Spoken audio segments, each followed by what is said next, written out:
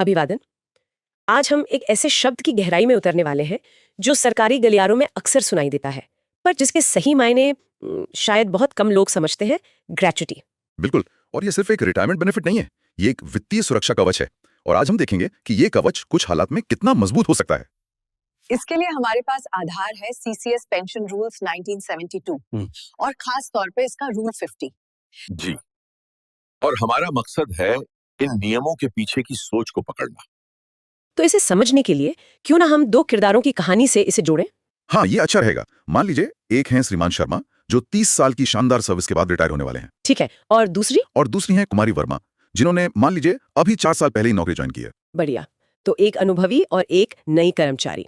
चलिए पहले श्रीमान शर्मा की बात करते हैं। वो अपनी रिटायरमेंट की प्लानिंग कर रहे हैं। उनके लिए रिटायरमेंट ग्रेच्युटी का क्या मतलब है? श्रीमान शर्मा के लिए ये उनकी लंबी और निष्ठावान सेवा का एक तरह से सम्मान है। नियम कहता है कि रिटायरमेंट ग्रेच्युटी के लिए कम से कम 5 साल की सर्विस जरूरी है। 5 साल, ठीक है। और इसकी गणना का तरीका भी काफी सीधा है। आपकी सर्विस के हर पूरे 6 महीने के लिए आपकी आखिरी सैलरी का 1/4 हिस्सा आपको मिलता है। 1/4 हिस्सा मतलब इसे आसान भाषा में कहूँ तो हर एक साल की सर्विस के लिए 15 दिन की सैलरी। आप इसे बिल्कुल वैसे समझ सकती हैं। तो 30 साल की सर्विस के लिए श्रीमान शर्मा को लगभग 15 महीने की सैलरी के बराबर रकम मिलेगी। अच्छा। लेकिन यहाँ एक ऊपरी सीमा भी है, वो है 16.5 महीने की सैलरी। और हाँ, इस सैलरी का मतलब सिर्फ बेसिक पे नहीं है। हाँ, ये बहुत जरूरी बात है। इसमें बेसिक पे और महंगाई भत्ता यानी डीए दोनों शामिल हैं, जिसे सरकारी भाषा में परिलब्धियां या इमोल्यूमेंट्स कहते हैं। सही पकड़ा। तो जब भी हम सैलरी की बात करेंगे उसका मतलब इसी टोटल अमाउंट से होगा। तो श्रीमान शर्मा के लिए स्थिति साफ है। उन्हें उनकी लंबी सर्विस का एक अच्छा खासा इनाम रिटायरमेंट में मिलेगा। लेकिन कुमारी वर्मा की कहानी वो बिल्कुल अलग है। और यहीं पर बात दिलचस्प हो जाती है।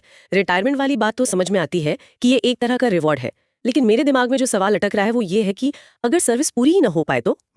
अगर भगवान न करे कुमारी वर्मा के साथ सर्विस के दौरान ही कोई हादसा हो जाए, मुझे लगता है कि नियमों की असली परीक्षा तो वही होती है। आपने बिल्कुल सही नब्ज पकड़ी है।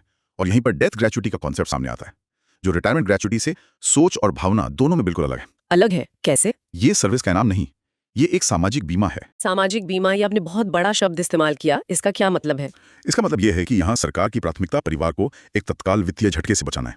इसलिए यहाँ गणना का तरीका पूरी तरह बदल जाता है। अच्छा। और यहाँ एक चौंकाने वाला पैटर्न दिखता है। पैटर्न? कैसा पैटर्न? देखिए, अगर सर्विस 1 साल से भी कम है तो भी परिवार को 2 महीने की सैलरी के बराबर रकम मिलती है। 1 साल से कम में भी? हाँ, लेकिन जैसे ही सर्विस 1 साल पूरी होती है और 5 साल से कम रहती है, जैसा कुमारी वर्मा का केस है, ये रकम सीधे उछलकर 6 गुना हो जाती है। 6 महीने की सैलरी। 1 मिनट, रिटायरमेंट ग्रेच्युटी के लिए तो 5 साल से कम सर्विस पर कुछ नहीं मिलता। कुछ नहीं। और डेथ ग्रेच्युटी में उसी अवधि में 6 गुना। ये इतना बड़ा अंतर क्यों? यही तो इसके पीछे की सोच है। सरकार ये मानती है कि जिस कर्मचारी की सर्विस कम है उसकी बचत भी कम होगी और उसके परिवार को अचानक आई मुसीबत में सबसे ज्यादा सहारे की जरूरत होगी। अच्छा, इसलिए शुरुआती सालों में ये उछाल सबसे ज्यादा है।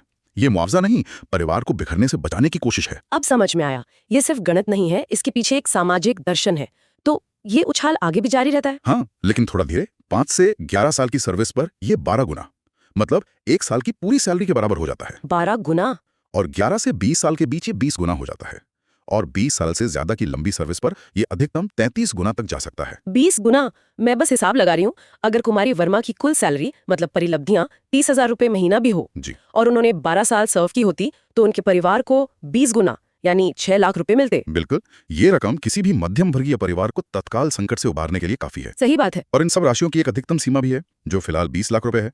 लेकिन केंद्र सरकार के कर्मचारियों के लिए यहाँ एक और दिलचस्प नियम है। वो क्या है? नियम यह है कि जब भी महंगाई भत्ता मतलब डीए बेसिक पे का 50% हो जाएगा, हाँ। तो ग्रेच्युटी के ये 20 लाख की अधिकतम सीमा अपने आप 25% बढ़ जाएगी। अच्छा, अपने आप? हाँ, और ऐसा हाल ही में हुआ भी है। तो अब ये सीमा बढ़कर 25 लाख रुपए हो गई है। वाह, ये तो महंगाई के असर को कम करने का एक बहुत ही प्रगतिशील तरीका है। जी। अच्छा, अब सबसे जरूरी सवाल पर आते हैं। ये पैसा मिलता किसको है? परिवार शब्द को लेकर तो अक्सर बड़े विवाद होते हैं। क्या नियम इस बारे में साफ है? नियम इस मामले में इतने साफ हैं और विस्तृत हैं कि विवाद की गुंजाइश लगभग खत्म हो जाती है। परिवार की परिभाषा बहुत व्यापक है। जैसे? इसमें पति या पत्नी तो है ही, साथ ही कानूनी तौर पर अलग हो चुके जीवन साथी भी शामिल है। अच्छा। और बच्चों के मामले में? बच्चों की परिभाषा तो और भी ज्यादा विस्तृत है। इसमें अपने बच्चे, सौतेले बच्चे, गोद लिए हुए बच्चे, शादीशुदा, तलाकशुदा, विधवा सभी शामिल है। सभी? हाँ। यहाँ तक कि अगर किसी बेटे की पहले ही मृत्यु हो गई हो तो उसके बच्चे यानी पोता पोती भी परिवार का हिस्सा माने जाते हैं। कमाल है। मतलब मकसद साफ है कि कोई भी आश्रित छूटना नहीं चाहिए। माता पिता और भाई बहन वो भी शामिल होते हैं। हाँ, माता पिता भी शामिल हैं, जिनमें गोद लेने वाले माता पिता भी आते हैं। भाई बहनों के लिए कुछ शर्तें हैं, जैसे कि वो कर्मचारी पर निर्भर हो, पर यह परिभाषा सुनिश्चित करती है कि पैसा उसी को मिले जिसे सच में इसकी जरूरत है। ये तो एक पूरा सुरक्षा जाल है। इसी से जुड़ा एक और संवेदनशील सवाल है, आत्महत्या।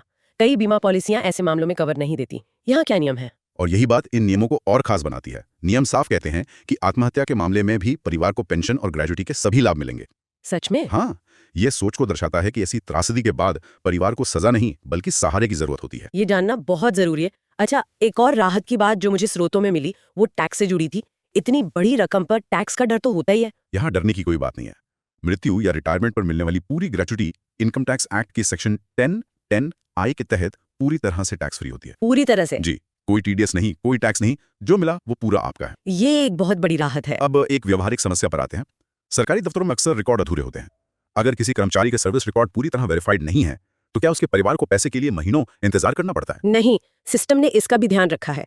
अगर ये साफ है कि सर्विस 5 साल से ज्यादा है लेकिन कितनी है ये वेरीफाइड नहीं, तो भी परिवार को तत्काल मदद के लिए 12 महीने की सैलरी के बराबर ग्रेचुटी का एक अंतरिम भुगतान कर दिया जाता है। अच्छा, पहले? हाँ, और बाकी की प्रक्रिया चलती रहती है। मकसद साफ है, कागजी कार्रवाई की वजह से परिवार को वित्तीय संकट का सामना न करना पड़े।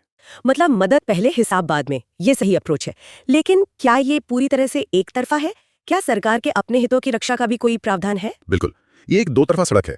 अगर कर्मचारी पर सरकार का कोई बकाया है, जैसे कोई लोन या कोई और देनदारी, तो उसकी वसूली ग्रेचुटी की रकम से की जा सकती है। और इसके लिए परिवार की सहमति की जरूरत नहीं होती? नहीं, इसके लिए परिवार की सहमति की जरूरत नहीं होती। ये एक तरह का चेक एंड बैलेंस है। तो इस पूरी चर्चा को अगर हम समेटें तो ये साफ है कि ये नियम सिर्फ कुछ फॉर्मूले नहीं है।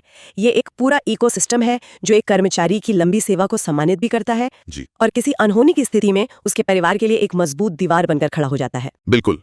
और इसमें सबसे अच्छी बात यह है कि ये लाभ अब नेशनल पेंशन सिस्टम यानी एनपीएस के दायरे में आने वाले कर्मचारियों को भी मिलते हैं, जो 2004 के बाद भर्ती हुए हैं। हाँ, तो ये सुरक्षा का दायरा नई पीढ़ी के कर्मचारियों तक भी पहुंचता है। और एक छोटी सी बात जो मुझे बहुत अच्छी लगी कि सर्विस की गणना करते समय अगर 3 महीने से ज्यादा की अवधि हो तो उसे पूरे 6 महीने गिना जाता है। ये छोटी छोटी बातें दिखाती हैं कि नियम की आत्मा कर्मचारी के पक्ष में है। हाँ, हर पहलू को कवर करने की कोशिश की गई है। हमने देखा कि परिवार की परिभाषा कितनी व्यापक है, आत्महत्या जैसे संवेदनशील मामलों को कैसे संभाला गया है, और रिकॉर्ड पूरे न होने पर भी तत्काल मदद का रास्ता बनाया गया है।